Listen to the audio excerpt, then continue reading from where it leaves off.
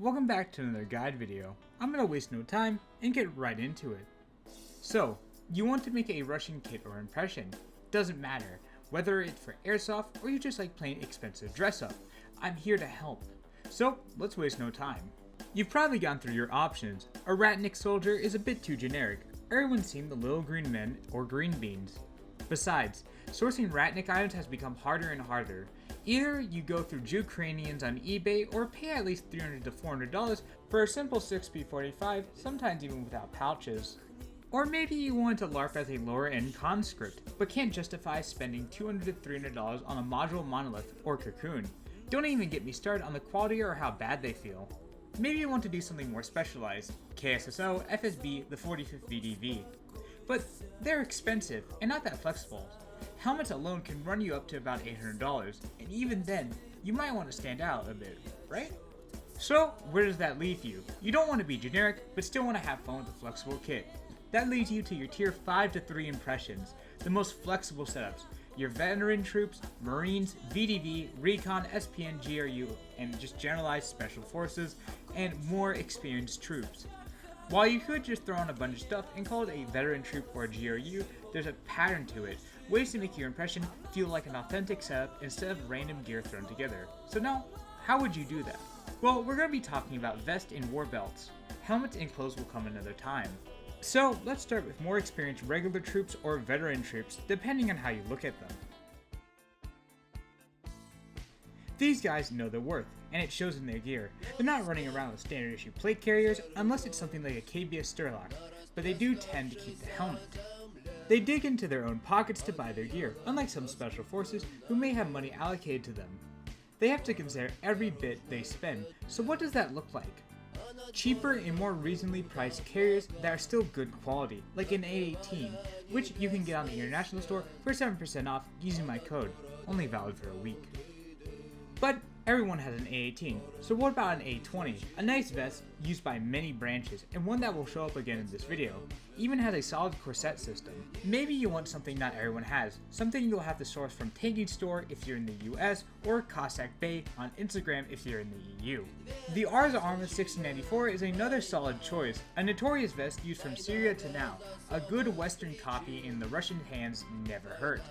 Or maybe you don't want a Western style carrier. The A22 might fit you better. Not feeling that either, there's other brands. Now, let's say you play a certain game, maybe a bit too much, some would say. Wartech is another brand commonly seen among more experienced troops, though they don't really post that many pictures of people using their stuff, so you'll have to take my word for it. First, the most famous, the TV-110, a nice carrier, but with the skeleton cummerbunds, so not seen as much, but it pops up here and there. It's around $100, but if you're savvy, you can snag one second hand for about $60. Maybe you don't want something with skeleton cummerbunds, and unless you're LARPing logistics, then just skip over the TV-119 and move to the TV-124, a very popular vest, used by many, great price, and gives you everything you need. If you really want something more fancy, grab a TV-150, but do know Lasercut has a very notorious reputation in the battlefield. Then of course you have the Panzer series from SSO, 3.0, 3.1, 3.2, and their others. And even some from A&A Tactical, which I don't really want to talk about because of how poorly soldiers talked about their vest. Other carriers, like Gearcraft's Autumn or Vest from NBC, can also be seen here and there. The idea of what you should be going for is a plate carrier with full coverage and not slicks. Carriers that accept soft armor everywhere are the most popular because shrapnel is one of the biggest killers in this war. FPVs and artillery kill way more than guns. So your average frontline soldier won't be running a slick vest unless they're doing logistics, or if they made some modifications like swapping out the cummerbunds. Now let's say you picked out your vest. It's pretty bare, no pouches, nothing. Before thinking about pouches, think about accessories and add-ons. These can range from something simple like quick release tubes to arm guards like you see on the KBS Sturlock. Most, if not all soldiers, usually have some form of groin pad, whether it's a 1-point, 3-point, or 4-point pad. The most popular option is just to buy a 3-point groin pad from the same brand as your vest. But the best aftermarket option is from a company called Phantom Group. You've probably heard of them. They make the best groin pads on the market right now, that being their 4-point. For 3 points, you've got the A21 from Ars Arma, SSO's ZP 4.1, and Gearcraft's Abomination with a name I don't even want to try to pronounce. For 1 point, you've got the same brand, plus NBC and Stitch Profi. Neck protection, shoulder protection, or both is another thing you'll see on some assaulters. NBC, Ars Arma, Gearcraft are usually the way to go. And of course, don't forget to pick up a nice comfortable pair of caps for your carrier. Always a good idea. Next are belts. They are as simple as they seem, usually bought from the same brand as your vest. I always recommend a belt that accepts soft armor. Again, shrapnel is no joke, and a lot of soldiers have adopted this logic. Stuff like Ars Arma A19 or A24, SSO's X-Form, ANA Slim, NBC's A Atomical, and various Wartech belts all work well. Then pick up a pair of suspenders and you're set. Or maybe you don't want a full Molly belt setup. SSO Smirch is just a timeless choice. It's rare to see nowadays than your average belt, but it's still around. Just keep in mind, your lower half isn't protected by soft armor. That's why most troops don't really use it. Now, onto the part you've been waiting for, the pouch setup. While pouches may look simple, there's a method to them. It depends on what you're doing. If you're sitting in a muddy trench, shooting at the other side of the forest, go for 4 closed-top mag pouches. Private purchase or issued both work. Maybe you're more on the move and not sitting in a trench, and don't like how long closed mag pouches take, and how loud Velcro is.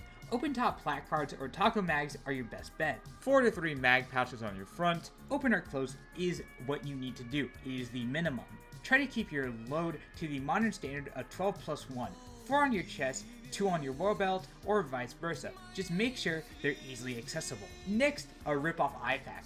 Many brands offer them. We've seen captured ones in use. You need one. No buts. It's essential. Just like the groin pad, Stitch Profi, Ars Arma, and SSO are the most common choices for the rip-off eye pack. Mount it to the left or right cummerbund depending on your dominant hand. You need to be able to grab it and rip it off as quickly as possible, and make sure it's on the front, the first row of Molly. Then you've got your utility pouches, grenade, admin, dump pouch. Your dump pouch goes on the side of the hand you use to reload, so if you use your right hand to reload, it's on your right. You also want at least 1 grenade pouch even if you don't use them. Not only is it a nice accessory, later on you might need it. Utility pouches usually go in the middle of your cummerbund or on your belt, but if it's for quick access items, get an admin pouch and put it on the front of your vest. Then there's sitting pads. Sitting in a trench really hurts your ass. Grab a 1 or 2 piece pad. I wouldn't recommend to go grab a fancy 5-point or a Stitch Profi Zassalon. While nice, most of your money should go to other things. Technicoms are a good alternative. Zassalon looks great, but saving 20,000 rubles looks better. Their simple field seat will do fine. There's also SSO's 5-point barrier, which is a full seat and at a good price. If you want cheap but usable, ANA's line also works fine, but you can really just make it yourself. Then of course, you need some patches. I recommend 2 to 3 patches, with one of them at least being a blood type patch. Now that we're done with that, you might think it ends here. But that was just the experienced regular troops. We haven't even touched the surface when it comes to special forces.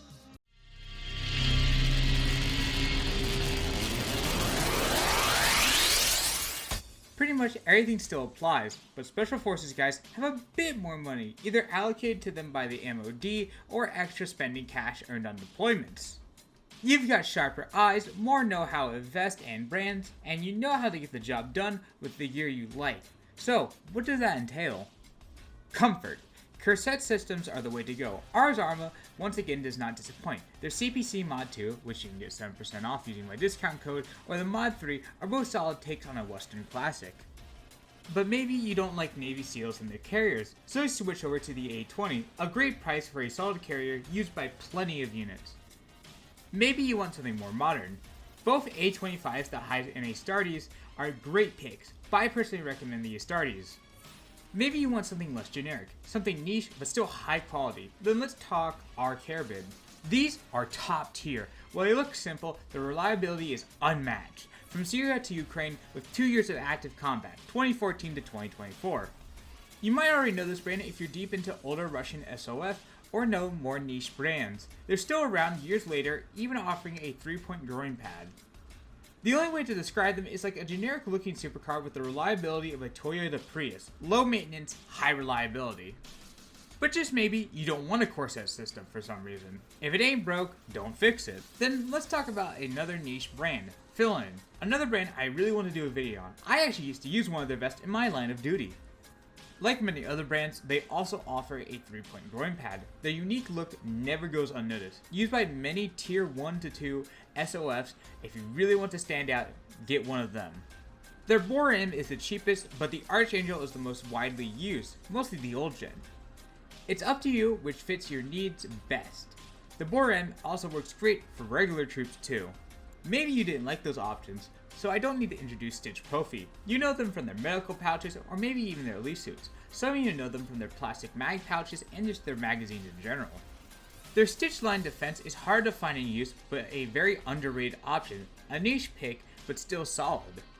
There's nothing overly special about it outside of that.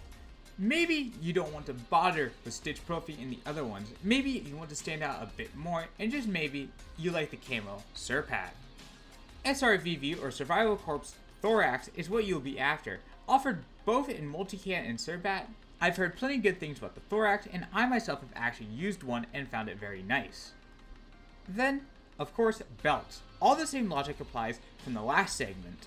Except you're going to need a belt that accepts soft armor. You rarely see specialized troops running around with smirches. Only belts that can accept soft body armor.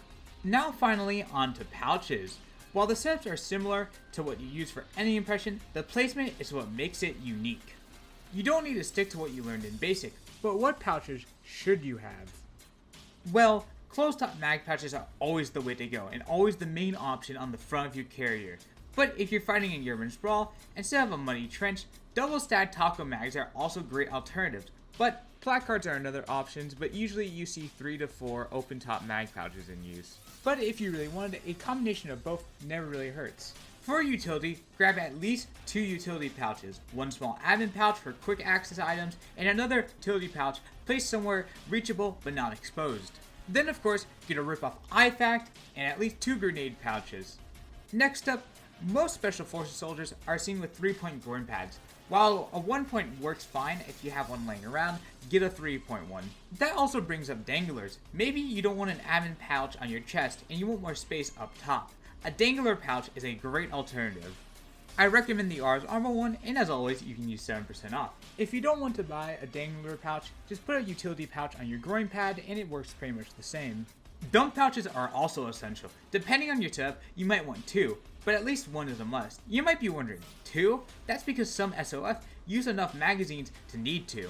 You don't want to leave your AK mags lying around your hiding spot if you're a DRG. Once you've got all your basic pouches, experiment. Go out and shoot, airsoft, or just practice the hand movements. Set up the vest around you. Play to your strengths and your weaknesses. Don't just copy someone else's setup online or reference photos. If you're right-handed and hate reaching across to the 4th mag pouch on the left, shift everything over and put 1 on your cummerbund and 3 on your right side. Use the empty space for a tourniquet or some sort of small utility pouch, or really anything. Same goes for your belt. Move your mag or grenade pouches to whatever fits you best.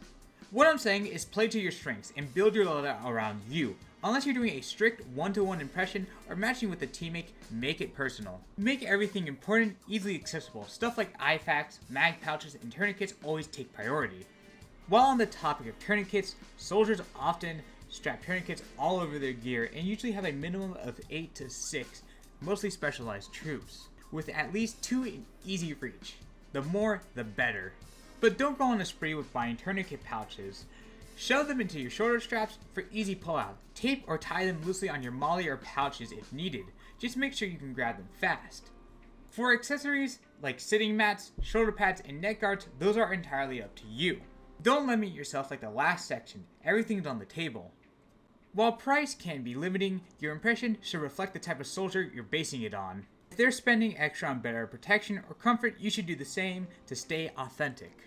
Reminder, Special Forces loadouts are based entirely on their strengths and needs. Yours should be too. Now, I do want to clear something up. This is a generalization of setups from riflemen, recon, and pretty much anything that is in a sniper or MG, etc. from 2023 onward. I'm going off what I've seen, what I've been told, what my friends who are active soldiers have personally seen, and what they have told me. I may get details wrong, I'm also just glossing over a lot, and some things may be missing, but this is just a simple generalization. This should just serve as the groundwork and a basic start for building one of the two categories at hand.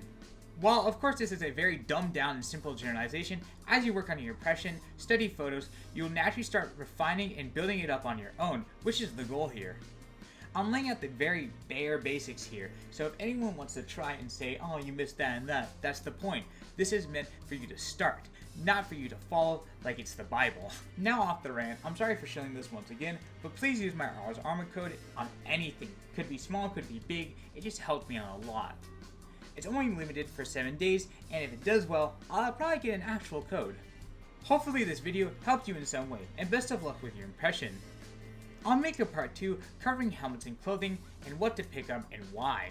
And once again, as a final disclaimer, this video is a heavy generalization of units and groups. Just know, everything here is interchangeable, and don't limit your experience setup to something like an A18.